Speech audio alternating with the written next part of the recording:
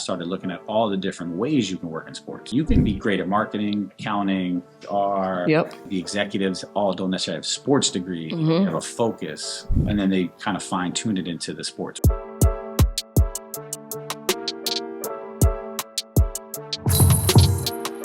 Hey y'all, how you doing? This is Misha Horsey from the Business of Basketball. We have Mike Morak here from the Danny Rumph Tournament, Victory in NORF, and all other projects that he's currently working on. To me, you're a Philly legend. You have done so much in the community. You have made a significant impact on so many people. You have worked with the 76ers, Red Bull, Foot Locker, so much more that we're going to talk about. Specifically, what we want our listeners to sort of take away from this conversation is just like the branding and marketing strategies that you've been able to learn through your experience. So let's talk about how you got into sports and marketing. Like, I don't know if you're consulting now, but like, tell me how you got into that. So when I was a kid, I still remember getting the N1 mixtape, Volume 1. I think I sent it, I don't date myself, but I don't even know if there was like an email. There was an online form on the N1 website, and I randomly got the Volume 1 in the mail. And I can remember the same guys that I'm still running around with today. You know, we were all at a Cedric Playground in Mount Airy, and we all went to Sharif Bray's house, and it might have been 30 of us on his third floor watching the mixtape, and it was just mind-blowing. You know, be able to curate music with highlights and gameplay and crowds, you know, really probably just changed my life. It was being able to see the different side of where the game can be and lead you. Yep. Changed the NBA. And, you know, to know the guy Set Free Now that created that and said, I'm going to take music and basketball heights and merge them together for the culture. Yep. You know, it was one of those things that was more my lane than being like, let me go work for the 76ers. I was like, I wanted to work, you know, in that vein. So fast forward, I was able to get asked to go play on a Roxborough YMCA basketball team. So we were just playing in the summer, and I needed a job in high school, and they were like, hey, if you want to come over here and help run the sports camps, it was like, okay, cool. Like, it's not too far, you know, from the house. Get over there. There was a woman there that ran the fitness program. Her best friend worked at N1. So I needed fast forward 4 years later, I needed a 12 credit internship for college. And that was like my dream brand to go work with. I might have been there for 2 years. I might have been. Yeah. I was like, refused to leave. Yeah.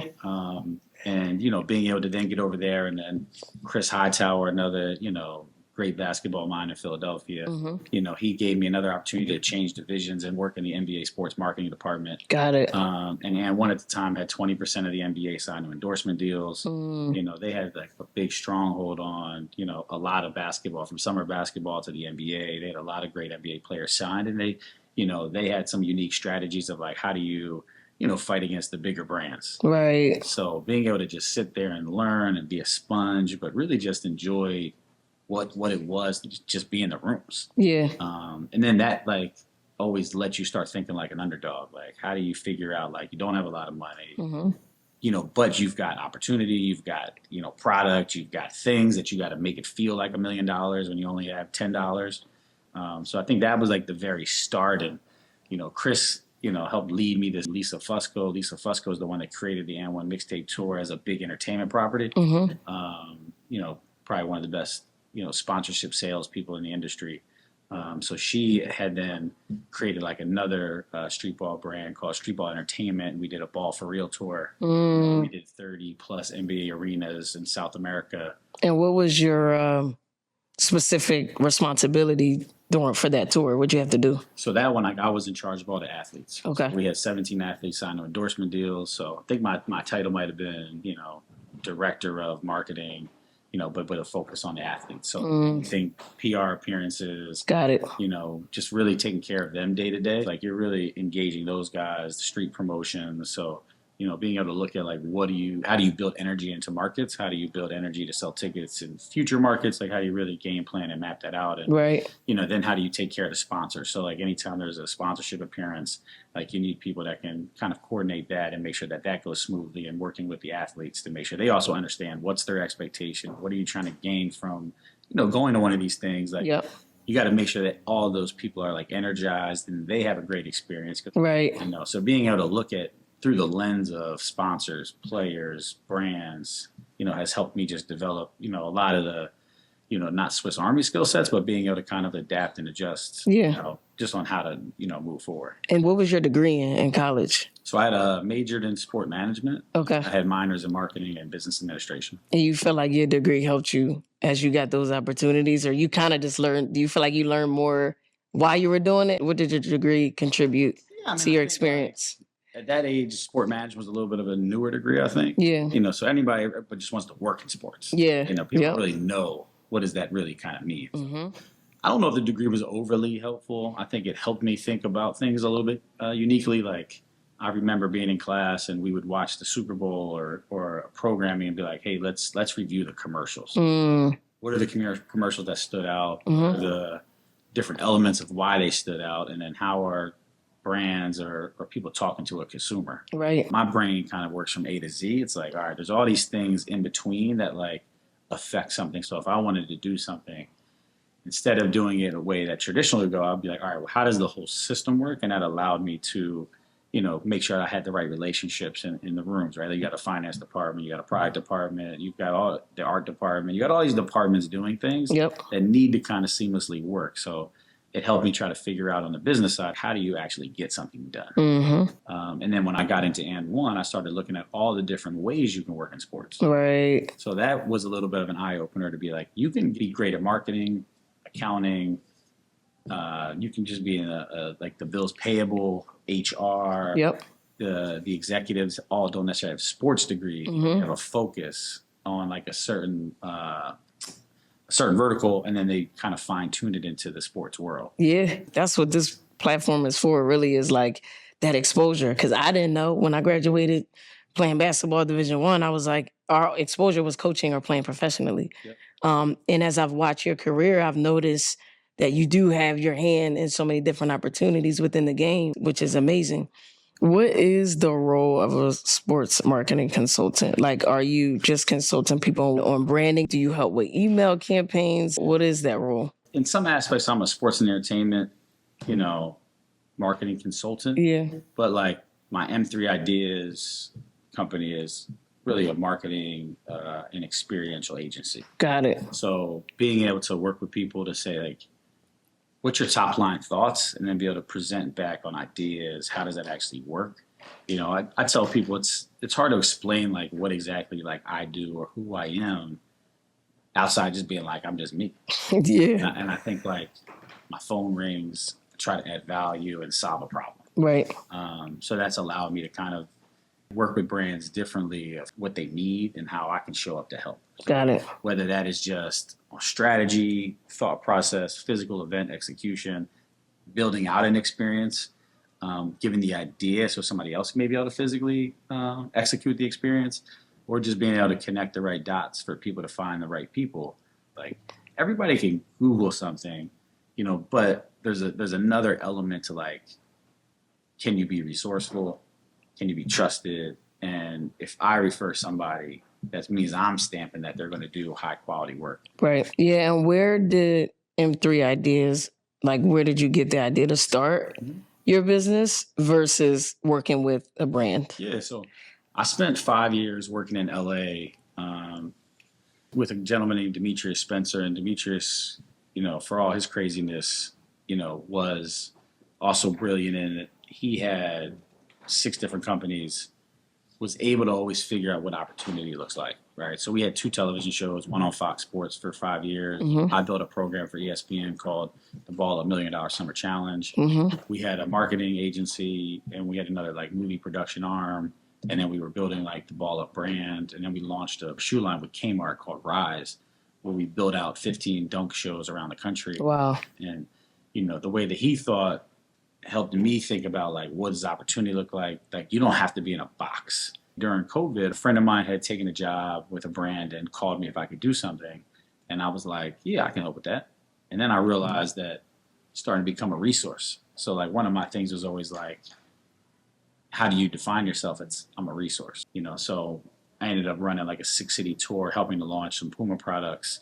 And the agency that I worked for there was like, hey, you did a really great job with these other projects for you. Now I'm starting to think like, wow, there is a lot of money to be made on being a resource, because agencies, brands, they don't necessarily have the staff for like full-time employees, but they've got project-based money. Yes. So then it was like, And they can contract someone out to whatever. it could be a 1 week contract, be a month, it could be a day, Right. you know, a multiple retainer project. Yep. Started to look at like, we got all these friends doing amazing things in the sports industry that need help, need support. So, you know, it was like, man, like I think I can have something that's mine. Right. Now I'm thinking about, you can make money 4 or 5 different ways, being able to still kind of, you know, curate all this energy. So a lot of it was like, they believed that I could deliver, because when somebody believes in you, you got to deliver, because there's other people above them that, again, that puts a lot of pressure on those guys to make sure that things go right. I think being able to do that during COVID was like, damn, like I can do something on my own. And then did you like reach out to people for projects, or like, I know you said relationships really helped your journey for your business, but like, what's the process of really working with these big brands? Do they reach out to you? Do you send them emails and vet them out? Like, no, I mean the bigger brands, it's mostly relationships. Got you. Somebody's got to trust you. Yeah. Got to, you know. I think it's always being around, being in front of people. Yeah. You know, sometimes understanding how those things work. Yeah. You know, a lot of times the bigger brands already have like marketing agencies that they're Right. with. So sometimes it's also getting to know the marketing agencies that work with the brands. So that way there's an element inside of there that you could probably add value to them. So there's freelance work in that. So it's being around the right places, letting people also see your work. Right. And letting kind of build your own credibility in the space, you know, and then maybe even having like a little bit of a niche in there, you know, to make sure that there's something unique and special about what you do and what you add, that they're like, all right, like this is perfect for you. Yeah. And once you do that, and, you know, some of it is also knowing the people in a way that you can pitch an idea to. Right. Like, hey, I was thinking about this. Look at this really cool idea. I think this would make sense. Yeah. And then, you know, in the future, it just builds a little bit of that, you know, human capital, you know, that I think that a lot of people forget. Like, yeah. No, that's real. And I want to go to the point you said about pitching. Like, what's an effect? People talk about elevator pitches all the time, but what's an effective pitch? Is it value proposition? Is it, you know, really being able to effectively communicate your niche? What's a good example of a good pitch? I think the most effective is understanding what you think somebody else is looking to hear or what they have going on, and being able to play to where they are mentally in that moment. Okay. To be like, I was just thinking about that. I needed somebody for that. Or like, we're on the same wavelength. I just had an idea over here. But I think it's being able to add value and meet somebody where they are mentally in the moment. They're like, okay, that's great. Let's connect on that. Right. You know, I don't do a great job of working a room pitching myself, but it's still, when I see opportunity, I understand how to kind of find a way to kind of position myself for that opportunity, as opposed to always pitching. So like, I'm more of a build a relationship, give people kind of an understanding of who you are and everything that encompasses you, and then being able to be like, hey, like, if you're doing this, let me know. And then, you know, And you'll be top of mind. Yeah, then people, when they're starting to do stuff, they're like, man, just call Mike. Just you know, bring in M3. Yep. I always tell people all the time, people got to pay for skill. Like, people will pay for skill, or in general, like, you'll be top of mind if you have a skill set that you can add value to. You know, and I think, like, you're the walking example of that. You know what I mean? Like you said, people may not know what you do, but they know to call you. Yeah. Talk to me about marketing versus branding. I know there's key differences in that. Can you tell our listeners what's the difference between the two? I think branding is more like, how does it look and feel, and what's the experience with that brand? You know, marketing is just different ways that you're talking to people. Yeah. Whether it's, you know, old school flyers on poles. Is it digital communications? Is it just a picture? Is it a video? Is there music attached to it? There's other marketing aside, like radio advertisements. There's, you know, paid advertisements on Instagram. Can you inflate something? I think there's the other method of texting people. There's also like a call to action inside of marketing, you know, and a lot of people forget the call to action button on things. Yeah. So it's like, you've got something, people look at it, what are they taking away from that? So that's why some of the best marketing you see, like, has a message at the end of it. They make you think about something. They're driving you to buy a ticket, to go to the store and buy something, to go online and find something. Yeah. Branding I look at as more of like, is it consistent across the board of how it's just showing up? Right. And that could be, and branding doesn't necessarily just be like a logo. It's like, it could be a feel. It could be the whole experience. They know what they're getting from your brand. And I think the more elevated, branding experiences helps really drive like, what is your value? And how do you make that clear? How do you make branding clear? From my side, branding I look at as building community. Like, how does somebody want an item that has your name on it that they feel has got a lot of value? So it could be something that you always walk around with, shorts, hat, T-shirts, bag tags. It could be a core memory that when they talking about it, they've got a story from 2008. I think that's what we're also building with Victory is like these young kids get a chance to see NBA players, professionals, professional services, people like CJ and Immortal that come and speak to the kids.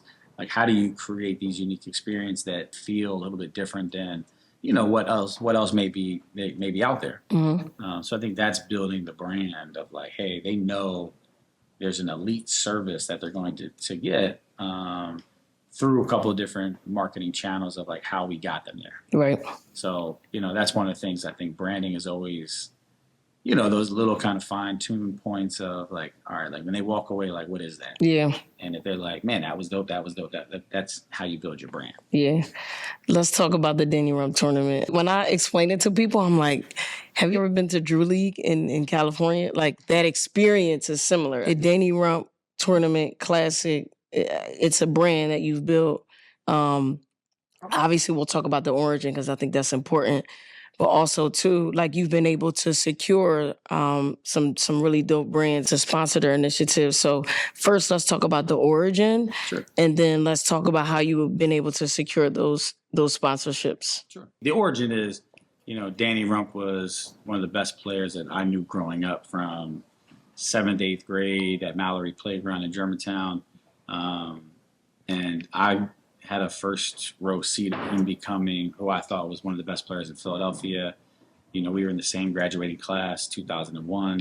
And I think being able to see him in the gym and practice with him and work out with him and just see him go from a good player to a really good player to like, he's on a different planet good, was just really special to myself and all of our friends to be like, man, this is one of our guys. To be able to kind of watch him just become like a great, amazing athlete, become just a great teammate, a player. Just somebody was just amazing to have and be in the gym with every day. Yeah. And then, in 2005, he collapsed from a, heart disease called hypertrophic cardiomyopathy. A bunch of our friends were in the gym. He had just hit a game-winning shot, and they thought he had a seizure, so he collapsed on the court in that same gym, Mallory Playground. Nobody knew CPR. There was no defibrillator in the playground. It took 45 minutes for the ambulance to get there. And, just didn't have a real chance to save his life in that moment. There was just, just shocking. I had just went back to school the night before. I was interning at N1 at the time. And going back to school, I got a phone call, went down, looked at his name on the ticker. Danny Rumph passes away, and those two elements like still resonate to me to my core to this day. And then coming home and at Finley Playground, and just to be around everybody and how it shook up the basketball community at that age group was like just really hard.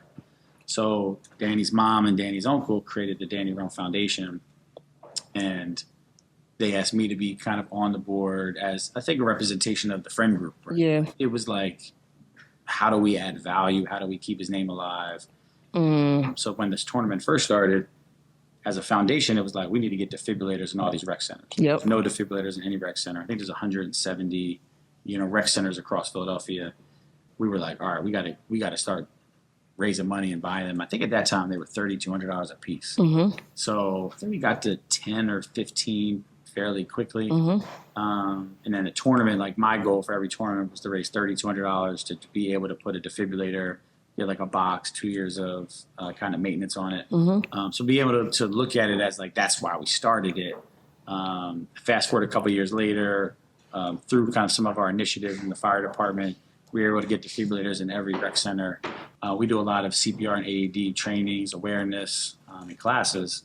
So then it was like, all right, now let's get preventative. Let's do the heart screenings. Yep. Now let's try to find somebody before they even have, a heart issue. So that's when we started doing heart screenings for athletes 5 through 19.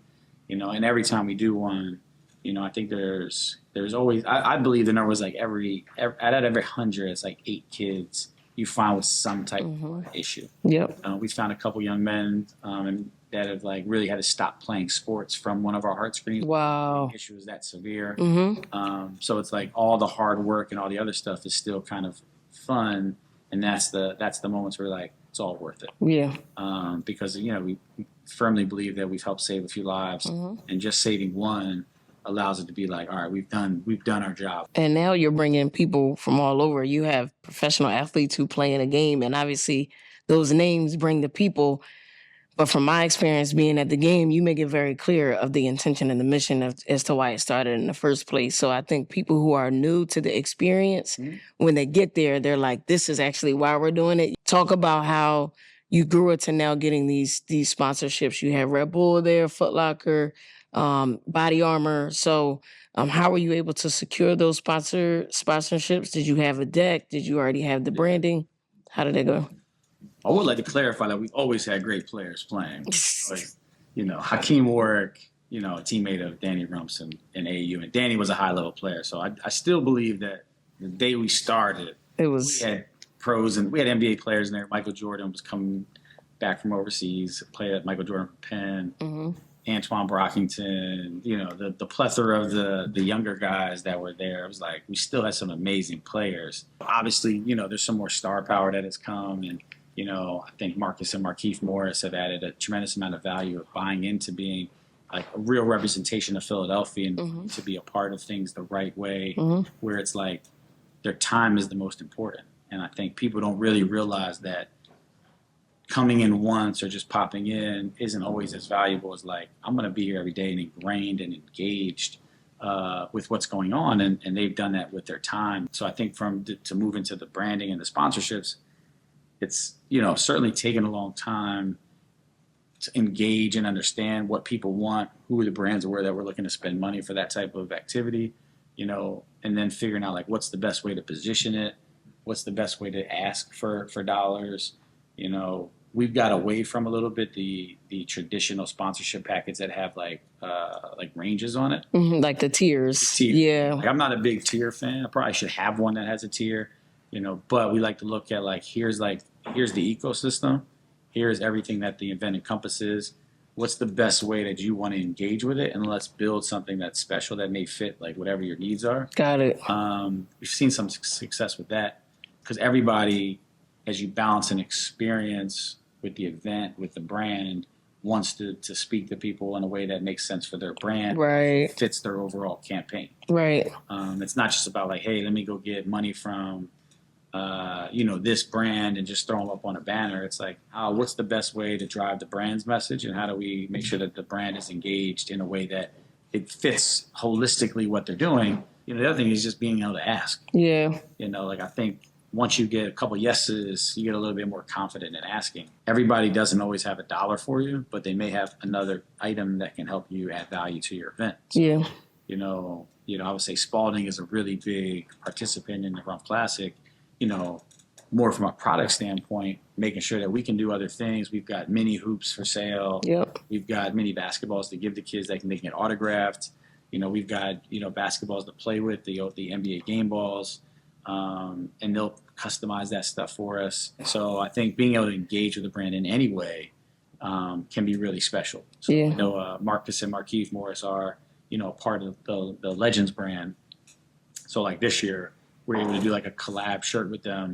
And that shirt came out amazing. It's incredible quality. Everybody else is asking for one now.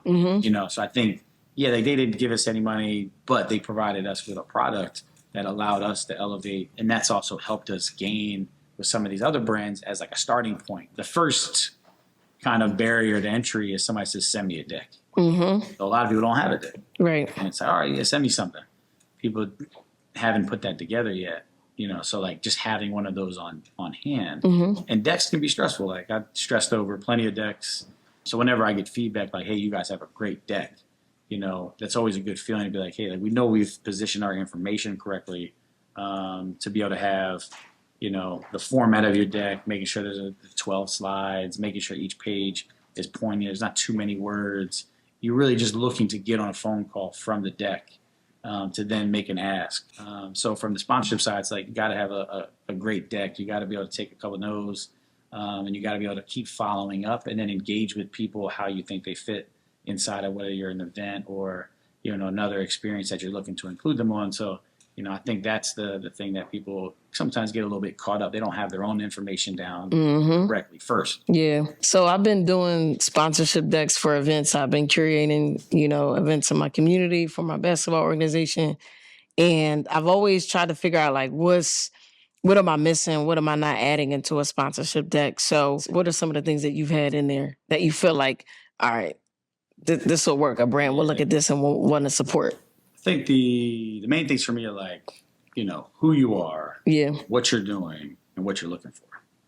I think that's the thing that if you can always make it special to whoever you're sending it to, show them that you're giving them some examples of like, hey, here's where we think your brand fits in. You want people to get a starting point to say, I can see us and how our brand operates fitting into this event. Here's how we would fit into them. It's easier for them to say yes, as opposed to like you give them a general concept, a logo here, and they got to try to figure out exactly like how they would fit into it. So when it's coming from you're the one doing the asking, you're trying to walk them down a path to a yes. So if you have the, like who you are and what you're doing, you've got some basic other, highlights, and then it's like, what's your ask? Yeah. So our platform is about sustainability within the basketball industry, right? Being able to transform someone's passion for basketball and then being able to transfer into a sustainable career. Yep. So how have you been able to sustain yourself with your family and make a career off of basketball? I never worried about somebody else taking care of me to move forward, if that makes sense. So tell me more about that. A lot of people would say, if I don't get a sponsor, I can't do an event. If I don't have this person, I can't. They let let's say the dollars or other elements curate if it's really going to happen and if it's going to happen in a way that you want it to, come together. So we've been super fortunate over the years to be able to get big sponsors, but there was many years we didn't have big sponsors. But we didn't let that impact what we were trying to do to make sure we could play basketball. Now, we've built on the experience as we've been able to have more partners, sponsors, and raise money. But my mentality for anything I've ever done is like, we're moving forward regardless of where the support is. Right. And I think a lot of people kind of get caught up in an idea that they're like, oh, I need all this funding, I need all this to do it. But like, can you figure out a way to do it on your own? Right. And that could be just different ways to get support funding, smaller businesses, a lot more groundwork, to make sure something becomes sustainable, So my strategy is I don't like to do things once, So it's like being resourceful, being accountable, making sure that, every year you can get a little bit better at something, but you can keep doing. Right. Even as a client, I don't take on a lot of things that I think will only happen once. Because it's like bad for my own reputation. It's bad for my brand, and I don't like doing things where I'm making promises to people that I'm like, I don't know if that's going to happen year 2. Right. I don't know if that's going to happen for the next 5 years, because it's like, it's not worth taking $1 to have to, curate something that I don't think is long-term sustainable. Yeah. So when we wrap up the show, we do a segment called Grateful to the Game. You're in this industry, and obviously the game has been able to provide us with so many different experiences, opportunities. And as I give you this basketball, you're going to sign it and talk about, why are you grateful for the game and what skills you use in basketball, from basketball to get where you are today. All right. I like this. Yeah. Where do I sign? You can sign there. Yeah. I think the game has done so much for me, from just the aspect of like all my friends are the guys I play basketball with. All the jobs I normally do are basketball themed and focused. Yeah. You know, and then to be able to provide more opportunity through the game of basketball to my friends is also really important. And I think that's a testament to all the guys that raised me at Sedgwick Playground, Mallory Playground, you know, Coach Cal, Leroy Berry, Dr. Bray, Mr. Tucker, probably rattle off 20 of those guys that were just in the gym for us. Yeah. Never had to pay any money until I was in college.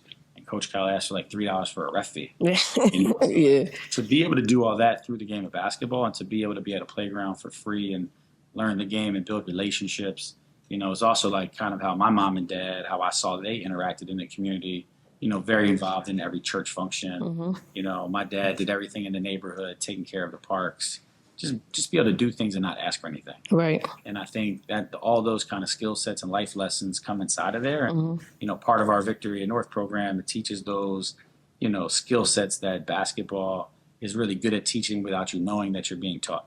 You know, being coachable, being able to be a good teammate, you know, being able to follow direction, being able to understand that somebody's yelling at you, they're getting on you, but it comes from a place of love, and then being able to be like, next play. Yeah. You know, so being able to get out of your emotions a little bit, not feel like, man, this person like hates me or this, I'm always doing something wrong, but being able to understand it, like it comes from a place where they're trying to teach you something.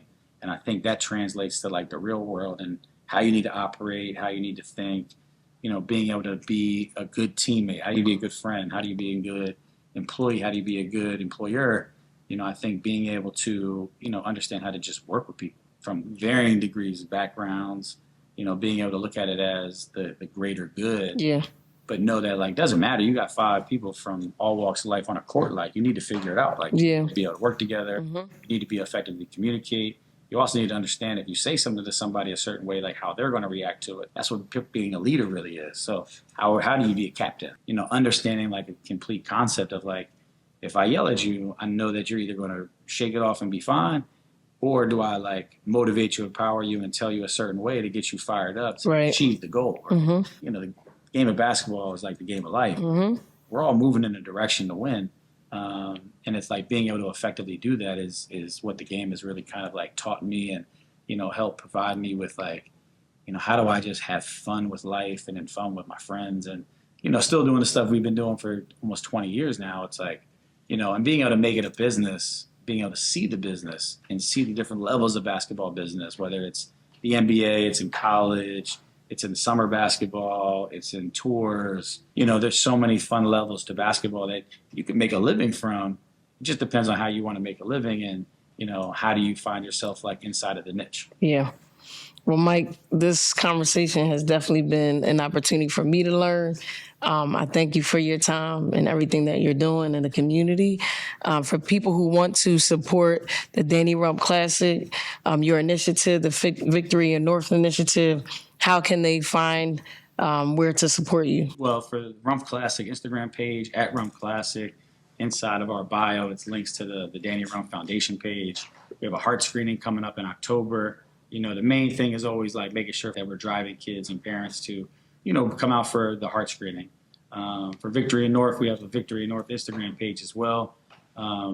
We've kind of a unique look at like how do we approach building community development through the game of basketball. And then so like we like to use our social channels to be able to have direct communication.